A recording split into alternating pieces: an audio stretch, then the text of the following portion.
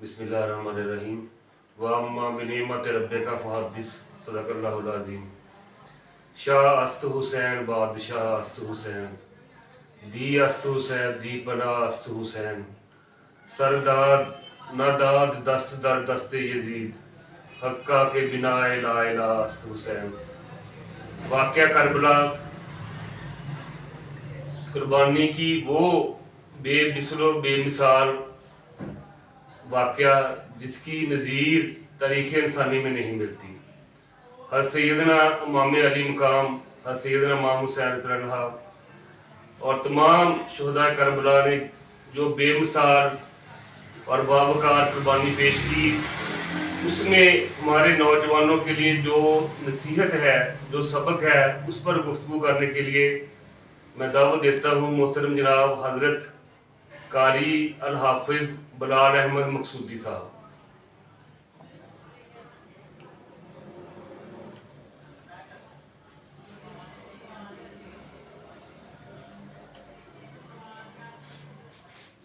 बिस्मिल्लाहिर्रहमानिर्रहीम।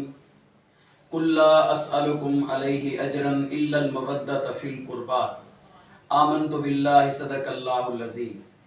सबसे पहले मैं पीर तरीक़त रहबर शरीयत प्रोफेसर डॉक्टर सूफ़ी मोहम्मद अमीन मोहम्मदी सैफ़ी साहब का शुक्रिया अदा करता हूँ। आपने हुक्म फरमाया कि माह मुहर्रम शरीफ का जो मैसेज है और जो पैगाम है वो नौजवानों तक पहुँचाया जाए। हुज़ूर अलैहिस्सलातु वस्सलाम की हदीस पाक है, आप फरमाते हैं कि अपनी औलाद को और अपनी औलाद की जो तरबियत है वो 3 बातों से करो। अपनी औलाद को मेरी मोहब्बत सिखाओ, अपनी औलाद को मेरी अहले बैत की मोहब्बत सिखाओ और अपनी औलाद को कुरान मजीद की तिलावत सिखाओ। जो सैयदना इमाम हुसैन अलैहिस्सलाम आपने जो बेमिसाल कुर्बानी मैदान करबला में दी, अपने बेटे अपना कुंबा कबीला कुर्बान किया, उसका मकसद है आपने नबी पाक सल्लल्लाहु ताला अलैहि वसल्लम के अजीम शहर मदीना शरीफ को छोड़ा, आपने मक्का शरीफ को छोड़ा, आप करबला तशरीफ़ ले आए। मकसद ये है कि दीन इस्लाम की सरबुलंदी के लिए, दीन इस्लाम की सरबुलंदी के लिए, कुरान पाक को बचाने के लिए आपने ये सब कुछ किया। आपने खुरूज क्यों किया? उसका मकसद ये था कि ताकि नबी पाक सल्लल्लाहु ताला अलैहि वसल्लम की सुन्नत ज़िंदा हो, आपकी उम्मत की इस्लाह हो। इसलिए इमाम हुसैन अलैहिस्सलाम ने ये कुर्बानी दी। और इमाम हुसैन अलैहिस्सलाम का ज़िक्र ही हुजूर का ज़िक्र है, क्योंकि हुजूर फरमाते हैं हुसैन मुझसे है और मैं, हुजूर फरमाते हैं हुसैन मुझसे है और मैं हुसैन से हूँ। आपसे दुश्मनी, इमाम हुसैन से दुश्मनी हुजूर से दुश्मनी है। इमाम हुसैन का ज़िक्र हुजूर अलैहिस्सलातु वस्सलाम का ज़िक्र है। लिहाजा हम सैयदुश्शुहदा जिगरगोशा बतूल नवासे रसूल सैयदना इमाम हुसैन अलैहिस्सलाम का ज़िक्र करते हैं। और ये सिर्फ कोई फ़र्ज़ी वाक़यात या किस्से गानियाँ नहीं हैं, इनमें एक मकसद है। इनमें मकसद क्या है कि इमाम हुसैन अलैहिस्सलाम ने, आपने बता दिया कि शराबी के हाथ पे बैत नहीं करनी। आपने बता दिया कि जो नबी पाक सल्लल्लाहु ताला अलैहि वसल्लम की सुन्नत का मजाक उड़ाए उसके हाथ पे बैत नहीं करनी। यजीद करता क्या था? यजीद जो है उसके कानून अपने थे।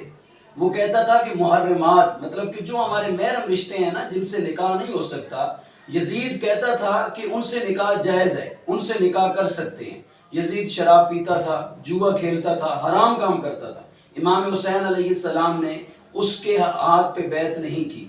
आपने मदीना शरीफ छोड़ दिया, मक्का शरीफ छोड़ दिया, लेकिन यजीद के हाथ पे बैत नहीं की। और उम्मत मोहम्मदिया को, हुजूर अलैहिस्सलातु वस्सलाम की उम्मत को दर्स दे दिया कि कभी ऐसा वक्त आ जाए तो आपने किसी ऐसे हाकिम के हाथ पे बैत नहीं करनी। इमाम हुसैन अलैहिस्सलाम का जो ये कुर्बानी है, ये हमें सबक क्या देती है? हम 10 मुहर्रम को क्या करते हैं? सबसे पहली बात कि 10 मुहर्रम और ये मुहर्रमुल हराम के रोज़ों की बहुत फजीलत है।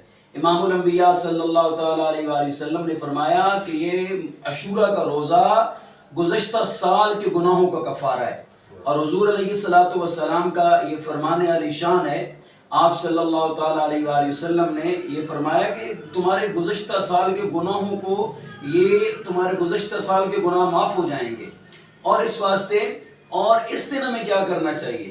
ہمیں قرآن پاک پڑھنا چاہیے، ہمیں درود پاک پڑھنا چاہیے، جہاں پہ ان کا ذکر ہو اور جہاں پہ یہ فرضی قصے نہ ہوں، کہانیاں نہ ہوں، بلکہ صحیح طریقے سے صحیح روایات کے ساتھ جہاں پہ ذکر امام حسین کیا جائے وہاں جانا چاہیے۔